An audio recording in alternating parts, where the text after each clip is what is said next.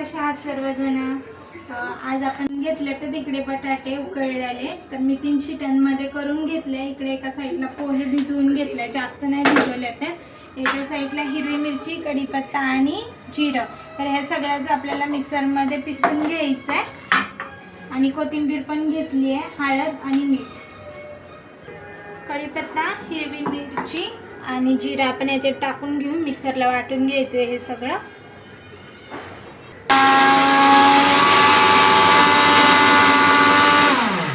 पोह्यामध्ये आपण बटाटे टाकून घेतले आहेत आणि बटाटे फोडून घेतले, ते सगळ्याला चांगलं असं मिक्स करून घ्यायचे. आणि हे जे काही वाटण केलेलं आहे हे पण ह्याच्यामध्ये मिक्स करायचे. मीठ, हळद आणि जे वाटण केलं होतं हिरव्या मिरच्यांचं ते मिक्स करून घेतलंय. अशा प्रकारे ह्याला सगळ्याला एकजीव करून घ्यायचंय. वगैरे टाकलेले ह्याच्यामध्ये आपल्याला बारीक कोथिंबीर पण टाकायची. जर हे जास्त चिकट नाही झालं, तुम्हाला असं वाटत असेल तर तुम्ही ह्याच्यामध्ये थोडंसं गव्हाचं पीठ पण टाकू शकता.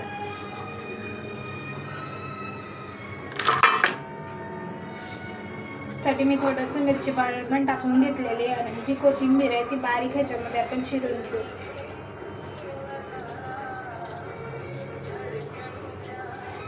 आणि ह्या जे काही केलेलं आहे पोहे बटाटा, ह्याच्यामध्ये आपल्याला छान असं एकजीव करून घ्यायचे, तर ते तुमचे वडे तयार होतील. तोंडाला काय टेस्ट नसेल तर तुम्ही अशा प्रकारे बनवून घरामध्ये खाऊ शकता. तुम्ही असं ब्रेकफास्टसाठी पण करू शकता, सकाळच्या नाश्त्यासाठी. म्हणजे आपल्याला असं चांगलं मळून घ्यायचं, एकजीव करून घ्यायचं.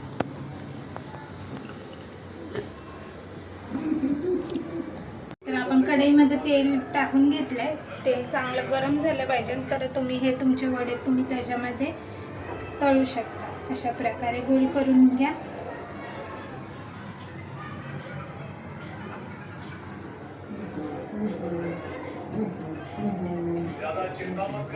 प्रकारे आपण सगळे वडे बनवून घेतले, तर आपल्याला आता हे तेलामध्ये तळायचे.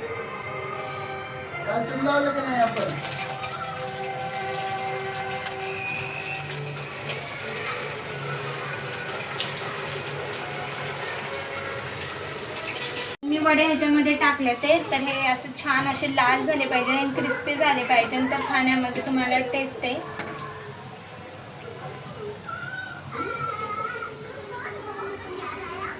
अशा प्रकारे मी वडे करून घेतलेले आहेत. आणि एका साईडला दही, तुम्ही घरामध्ये सॉस किंवा हिरवी चटणी पण